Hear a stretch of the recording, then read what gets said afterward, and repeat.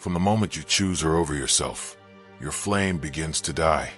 History has no monuments for the man who surrenders his throne for comfort.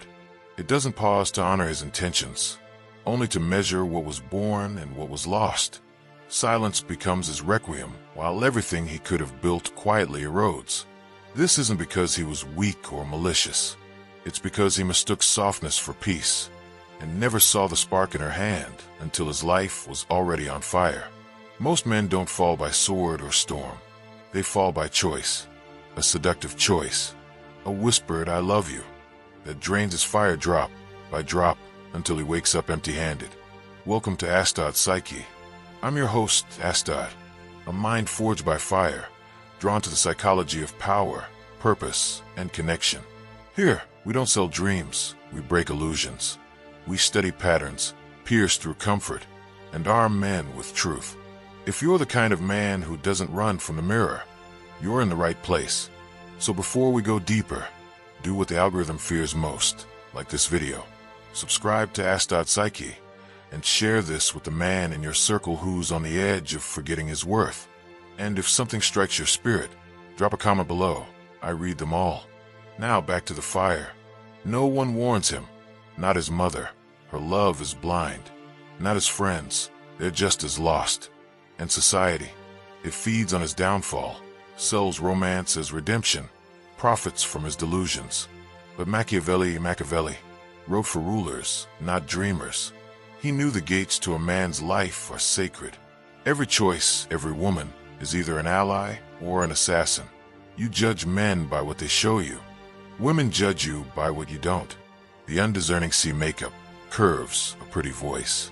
The wise man studies silence, how she moves when no one's watching. The choices she makes when praise isn't involved. He studies her patterns, not her performance. In this world, there are two types of women. Those who multiply your life, and those who drain it. There's no neutral. The darkest truths live behind pretty smiles. The most destructive women smile while they sabotage. They praise your ambition, even as they pull you off course. If you are sovereign, if you've tamed your hunger for approval, you won't call that sabotage love. You will call it the emotional equivalent of slow poison. But most men aren't sovereign. They aren't enough in themselves. They cling to affection, confuse validation with intimacy, and confuse need with strength. Machiavelli said, "He who seeks to deceive will always find someone who allows himself to be deceived." If you choose based on appearance, if you crown lust and call it loyalty, you've already inked your surrender. The threat isn't her, but your blindness to what she is. Because beauty blinds the undisciplined. A society that worships surface and ignores substance manufactures weak kings, built on sand, not stone. Machiavelli didn't write for romantics. He wrote for rulers, and rulers guard their gates. They don't let emotion wear the mask of opportunity.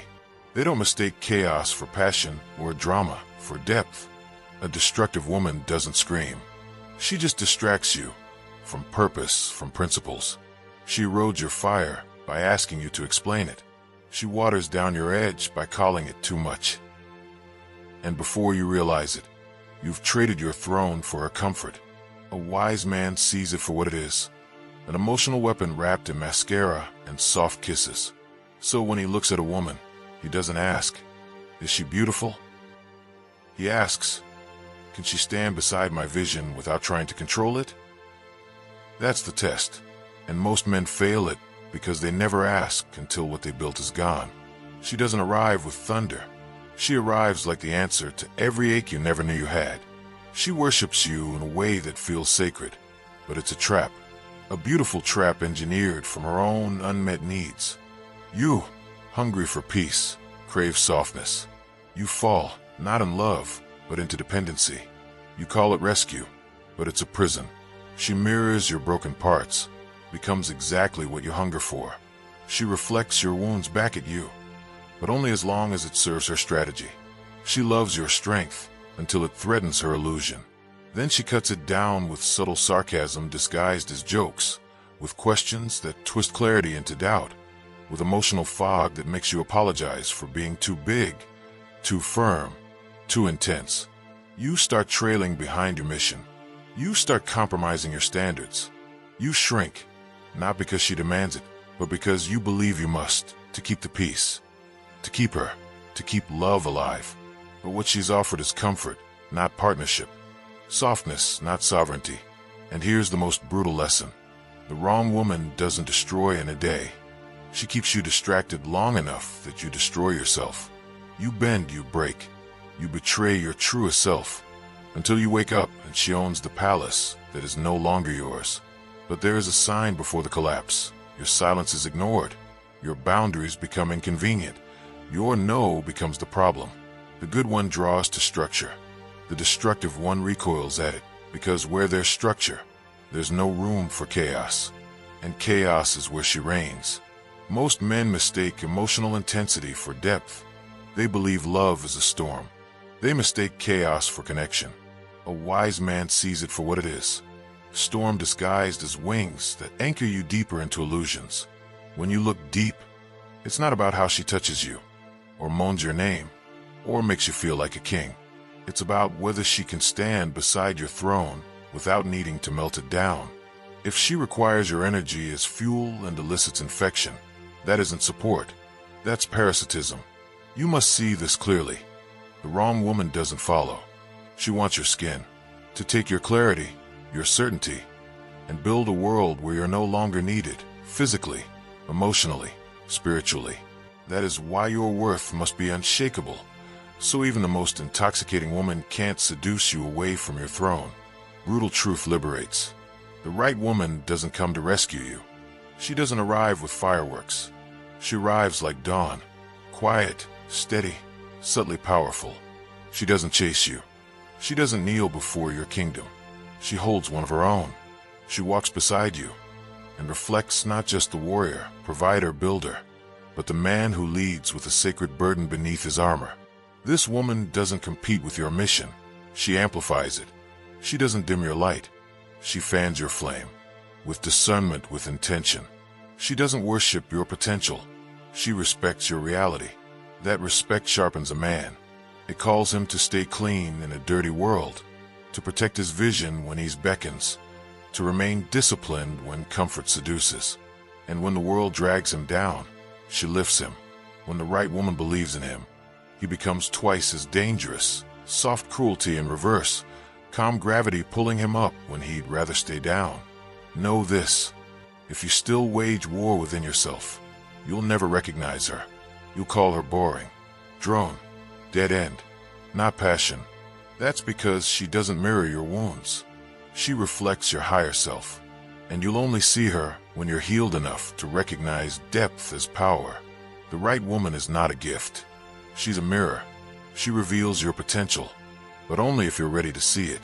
So ask yourself, can you stand beside someone who doesn't need you to save her? Who sees through your silence as much as your speech? Who holds space for you, sharpens you, not softens you? You don't lead by overpowering.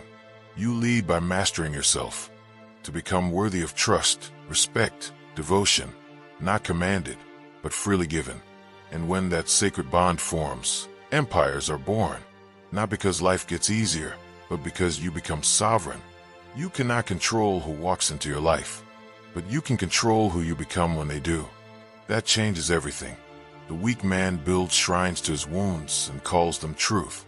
The strong man transforms betrayal into discipline, heartbreak into clarity, chaos into order. He does not avenge. He evolves. A man anchored in purpose, disciplined in habits, ruthless with standards. He never begs for loyalty. It comes through character and presence. You don't fear loss. You know what remains aligned never leaves. What is his refinement, not failure? So let her leave. Let her betray. Let her hate or mock your intensity. You'll bless her departure, because in that bridge that burns, you find your freedom. Real freedom, the foundation of masculine power. So next time you look in a mirror and feel temptation to choose comfort over clarity, ask, am I choosing myself or a distraction? Because one choice conquers the world, the other consumes your kingdom. There are no more excuses. If this cut through the noise, if something ancient stirred in your chest, then this is your code, your path. Rise, forging through fire. Build yourself for no one, for no thing, because when you become this man, you attract a woman who respects your throne. And if this resonated, if it awakened something deep in you, like this video, share it with a brother who's forgotten his fire. Subscribe to Ask.Psyche and drop a comment below. I want to hear your story. We don't just talk here, we rise.